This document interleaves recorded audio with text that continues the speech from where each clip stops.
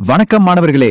இன்னைக்கு நாம குவாண்டம் இயற்பியலோட ஒரு மிக முக்கியமான அத்தியாயத்தை பத்தி பார்க்க போறோம். அதுதான் ஹைட்ரஜன் அணுவுக்கான நீல்ஸ் போரோட மாடல். பாருங்க, உங்க தேர்வுகள்ல குறிப்பா CSIR NET, TRB போன்ற தேர்வுகள்ல இதுல இருந்து கண்டிப்பா கேள்விகள் வரும். அதனால ஒவ்வொரு கான்செப்டையும் ரொம்ப கவனமா புரிஞ்சுக்க முயற்சி பண்ணுங்க. சரி, ஆரம்பிக்கலாமா? இன்னைக்கு நம்மளோட பயணம் எப்படி இருக்க போகுதுன்னா, முதல்ல பழைய கிளாசிக்கல் இயற்பியலால ஏன் ஒரு அணு ஏன் ஸ்டேபிளா இருக்குன்னு விளக்க முடியலன்னு பார்ப்போம். அப்புறம் நீல்ஸ் போரோட 3 புரட்சிகரமான விதிகளை படிச்சு அதை வச்சு எப்படி ஒரு எலக்ட்ரானோட ஆரத்தையும் ஆற்றலையும் கண்டுபிடிக்கிறதுன்னு டிரைவ் பண்ணுவோம். அதுக்கப்புறம் இந்த மாடலோட மிகப்பெரிய வெற்றியான ஹைட்ரஜன் ஸ்பெக்ட்ரம் பத்தி பார்ப்போம். கடைசியா இந்த மாடல்ல என்னென்ன குறைகள் இருந்துச்சு, அது எப்படி அடுத்த கட்ட குவாண்டம் கோட்பாட்டுக்கு வழிவகுத்துதுன்னு அலசுவோம். சரி, நம்மளோட முதல் பகுதிக்குள்ள போகலாம். 20ஆம் நூற்றாண்டு தொடக்கத்துல இயற்பியல்ல ஒரு பெரிய குழப்பம் இருந்துச்சு. என்னன்னா, அன்னைக்கு இருந்த கிளாசிக்கல் விதிகளை வச்சு ஒரு அணு எப்படி உடையாம இருக்குங்கிறத விளக்கவே முடியல. அது ஏன் அப்படிங்கறத இப்ப பார்க்கலாம் வாங்க. சும்மா ஒரு நிமிஷம் இத பத்தி யோசிச்சு பாருங்களேன். சூரியனை பூமி சுத்தி வர்ற மாதிரி நியூக்ளியஸ எலக்ட்ரான் சுத்தி வருது. அப்போ அது பாட்டுக்கு சுத்திட்டே இருக்க வேண்டியதானே?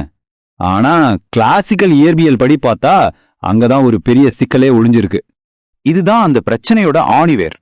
மேக்ஸ்வெல்லோட கோட்பாடுகள் படி வேகத்தை மாத்திக்கிட்டே இருக்கிற, அதாவது ஆக்சலரேட் ஆகிற எந்த ஒரு சார்ஜும் எலக்ட்ரோ மேக்னெட்டிக் வேவ்ஸா அதோட எனர்ஜியை வெளியேற்றிக்கிட்டே இருக்கணும். அப்படி ஒரு எலக்ட்ரான் எனர்ஜியை இழந்துட்டே இருந்தா என்ன ஆகும்?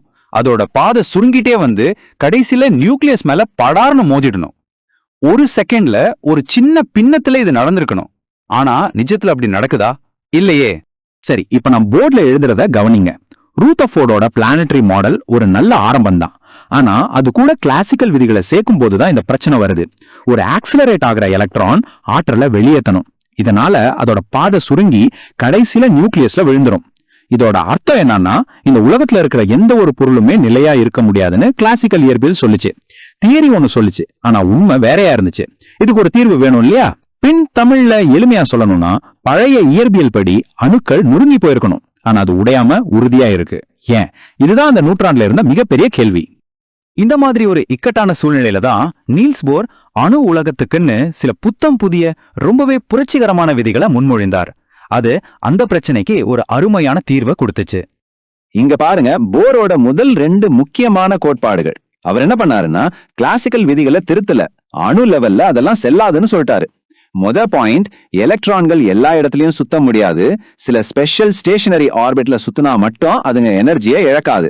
2வது பாயிண்ட், அந்த ஸ்பெஷல் ஆர்பிட்க்கு நடுவுல தாண்டும் போது மட்டும்தான் ஒரு போட்டானை வெளியிட்டோ அல்லது உறிஞ்சியோ எனர்ஜி மாறும். இது ரொம்பவே தைரியமான ஒரு யோசனை. சரி, எலக்ட்ரானுக்குன்னு சில ஸ்பெஷல் பாதைங்க இருக்குன்னு சொல்றது ஈஸி. ஆனா எந்த பாதை ஸ்பெஷல், எது ஸ்பெஷல் இல்லைன்னு எப்படி கணக்கு போட்டு சொல்றது? அதுக்குதான் போரோட 3வது கோட்பாடு வருது. இதுதான் இந்த மாடல்லையே ரொம்ப ரொம்ப முக்கியமான பகுதி. இதுதான் இந்த போர் மாடலோட இதயமே. நல்ல கவனிங்க. அவர் என்ன சொன்னாருன்னா, அந்த ஸ்பெஷல் ஆர்பிட்ல சுத்துற எலக்ட்ரானோட கோண உந்தம், அதாவது ஆங்குலர் மொமெண்டம் குவாண்டமாக்கப்பட்டிருக்கும்னு சொன்னாரு. அப்படின்னா அதோட மதிப்பு h/2πயோட முழு எண் மடங்கா மட்டும்தான் இருக்க முடியும். அதாவது 1, 2, 3 மடங்குன்னு. அந்த முழு எண் தான் n, அதாவது பிரின்சிபல் குவாண்டம் நம்பர். இந்த ஒரு கண்டிஷன் தான் எந்தெந்த ஆர்பிட்ஸ் அனுமதிக்கப்பட்டதுன்னு வரையறுக்குது. இதை உங்க நோட்ல ஒரு ஸ்டார் மார்க் போட்டு வச்சுக்கோங்க. இது மிக மிக முக்கியம். தமிழ்ல எளிமையா சொல்லணும்னா, எலக்ட்ரான் இஷ்டத்துக்கு சுத்த முடியாது. அதோட ஆங்குலர் மொமெண்டம் n/h/2πங்கிற கணக்குக்கு பொருந்துற பாதைகளை மட்டும்தான் சுத்த முடியும். சரி, இப்ப நாம போரோட இந்த 3 விதிகளை பயன்படுத்தி ஹைட்ரஜன் அணுவோட ஆரம் மற்றும் ஆற்றலுக்கான ஃபார்முலாவை டிரைவ் பண்ண போறோம். அப்பதான் இந்த மாடலோட கணிப்பு திறன் எவ்வளவு சக்தி வாய்ந்ததுன்னு உங்களுக்கு புரியும். ஓகே, இப்ப இந்த டெரிவேஷனை ஸ்டெப் பை ஸ்டெப்பா பார்க்கலாம். கவனமா ஃபாலோ பண்ணுங்க. ஸ்டெப் 1, நாம கிளாசிக்கல் இயற்பியல்ல இருந்து ஒரு ஐடியாவை எடுத்துக்கிறோம். எலக்ட்ரானை வட்ட பாதையில சுத்த வைக்கிற சென்ட்ரிபீட்டல் ஃபோர்ஸ், அதுக்கும் நியூக்ளியஸுக்கும் நடுவுல இருக்கிற கூலும் ஃபோர்ஸ் தான். சோ இந்த 2 ஃபோர்ஸையும் நாம ஈக்குவேட் பண்றோம். ஸ்டெப் 2, இப்ப போரோட குவாண்டம் விதியை உள்ள கொண்டு வரோம். ஆங்குலர் மொமெண்டம் ஃபார்முலாவில இருந்து வெலாசிட்டி v-க்கு ஒரு எக்ஸ்பிரஷன் கண்டுபிடிச்சு அதை முத ஈக்குவேஷன்ல சப்ஸ்டிட்யூட் பண்றோம். இந்த 2 ஸ்டெப்பும் முடிஞ்சா மிச்சம் இருக்கிறது வெறும் அல்ஜிப்ரா தான். அதை வச்சு ஆரத்துக்கும் ஆற்றலுக்கும் ஃபார்முலாவை கொண்டு வந்துடலாம்.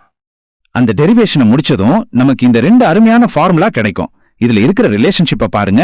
ஆரம், அதாவது ரேடியஸ், குவாண்டம் நம்பர் என்னோட ஸ்கொயருக்கு நேர் விகிதத்துல இருக்கு. அப்படின்னா n is equal to 1, 2, 3ன்னு போகும்போது ஆர்பிட்டோட சைஸ் 1, 4, 9 மடங்கு பெருசாகுது. ஆனா ஆற்றல் எனர்ஜி மைனஸ்ல 1/n² விகிதத்துல இருக்கு. இதை நல்லா ஞாபகம் வச்சுக்கோங்க. ஹைட்ரஜனுக்கு atomic number Z is equal to 1ன்னு சப்ஸ்டிடியூட் பண்ணுவோம்.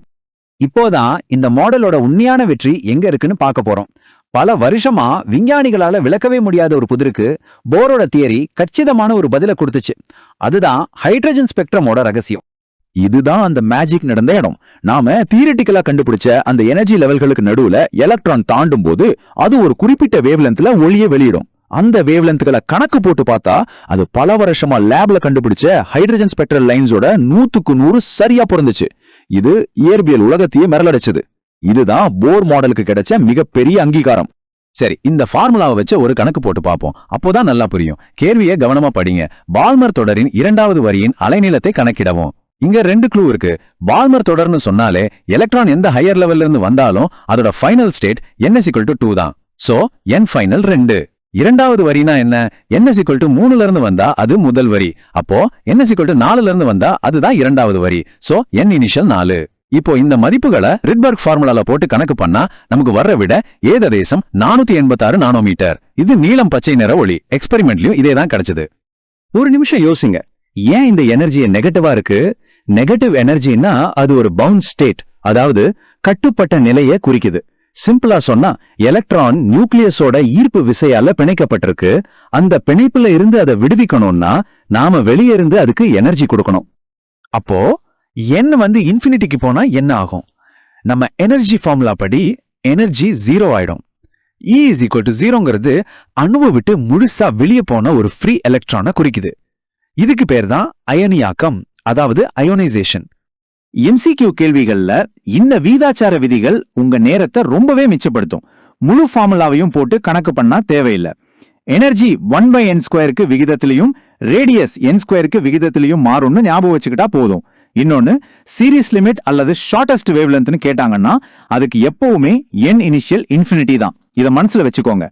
பரீட்சையில ஸ்டூடெண்ட்ஸ் திரும்ப திரும்ப செய்யற சில தவறுகள் இதுதான். கவனமா இருங்க. முத விஷயம், எனர்ஜி மதிப்புல அந்த மைனஸ் சைனை மறந்துடுறது. எனர்ஜி எப்பவுமே நெகட்டிவ் தான். ரெண்டாவது, எமிஷனுக்கு எப்பவுமே n இனிஷியல் n ஃபைனலை விட பெருசா இருக்கும். மாத்தி போட்டு குழப்பிக்காதீங்க. கடைசியா யூனிட்ஸ், ஈவில இருந்து ஜூல்க்கும் நானோமீட்டர்ல இருந்து மீட்டருக்கும் சரியா மாத்தணும். இந்த சின்ன சின்ன தவறுகள் உங்க மார்க்க குறைச்சிடும். சரி, இப்ப நாம இறுதி பகுதிக்கு வந்தாச்சு. போர் மாடல் ஒரு மிகப்பெரிய வெற்றி தான். ஆனா அதுதான் கடைசி வார்த்தை கிடையாது. அறிவியலோட அடுத்த கட்ட வளர்ச்சிக்கு அது ஒரு படிக்கட்டா தான் இருந்துச்சு. இந்த ஒப்பீட்டை பார்த்தா போர் மாடல் எங்க நின்னுச்சு, நவீன அறிவியல் எங்க தொடங்குச்சுன்னு உங்களுக்கு புரியும். போர் மாடல் ஒரு ஜீனியஸான முதல் அடிதான். ஆனா அது ஹைட்ரஜன் மாதிரி ஒரே ஒரு எலக்ட்ரான் இருக்கிற சிஸ்டம்களுக்கு மட்டும்தான் வேலை செஞ்சுது. அது எலக்ட்ரான ஒரு குறிப்பிட்ட பாதையில சுத்துற குட்டி பந்து மாதிரி பார்த்துச்சு. ஆனா உண்மை அது இல்ல. நவீன குவாண்டம் தியரி சொல்லுது எலக்ட்ரான் ஒரு குறிப்பிட்ட இடத்துல இல்ல, அது ஒரு ப்ராபபிலிட்டி கிளவுட், அதாவது நிகழ்தகவு மேகம் மாதிரி இருக்குன்னு. அததான் நாம ஆர்பிட்டல்னு சொல்றோம். இந்த படத்தை பாருங்க. இதுதான் நவீன குவாண்டம் தியரியோட அழகையும் சிக்கலான தன்மையும் காட்டுது. எலக்ட்ரான்கள் சும்மா வட்டமா சுத்தல, அவை S, P, Dன்னு விதவிதமான வடிவங்கள்ல இருக்கிற நிகழ்தகவு மேகங்களா இருக்கு. அறிவியலை இந்த நிலைக்கு கொண்டு போனதுல போர் மாடலுக்கு ஒரு முக்கியமான பங்கு இருக்கு. சரி, இந்த வகுப்போட முக்கியமான பாயிண்ட்ஸை வேகமா ஒரு தடவை பார்த்திடலாம். முதல் விஷயம், அணு உலகத்துல எனர்ஜி, ரேடியஸ் மாதிரி விஷயங்கள் தொடர்ச்சியா இல்லாம குவாண்டமாக்கப்பட்டிருக்கு. ரெண்டாவது, அந்த குவாண்டமாக்கலுக்கான சாவி L is equal to nh/2πங்கிற கண்டிஷன் தான். மூணாவது, இது ஹைட்ரஜன் ஸ்பெக்ட்ரமா அருமையா விளக்கிச்சு. கடைசியா, இது ஒரு முழுமையான தியரி இல்ல, ஆனா நவீன குவாண்டம் மெக்கானிக்ஸ்க்கு ஒரு முக்கியமான படிக்கல். பின் தமிழ்ல எளிமையா சொல்லணும்னா, அணுல எல்லா அளவுகளும் தனித்தனி பாக்கெட்டுகளா தான் இருக்கும். இது ஹைட்ரஜனுக்கு சரியா வேலை செஞ்சது. ஆனா இது கதையோட ஆரம்பம் மட்டும்தான். போர் மாடல் ஒரு மாபெரும் வெற்றி தான். ஆனா இந்த அழகான சிக்கலான ஆர்பிட்டல் வடிவங்களை அதால விளக்க முடியல. இந்த கேள்விதான் நம்மள அறிவியலோட அடுத்த கட்டத்துக்கு கூட்டிட்டு போகுது. எலக்ட்ரானோட இந்த விசித்திரமான நிகழ்தகவு உலகத்தை நாம எப்படி விவரிக்கிறது? இந்த கேள்விக்கான பதில் ஷ்ரோடிங்கர் சமன்பாடு மற்றும் நவீன குவாண்டம் இயக்கவியல்ல இருக்கு. அத பத்தி நாம நம்ம அடுத்த விளக்கத்துல விரிவாக பார்ப்போம்.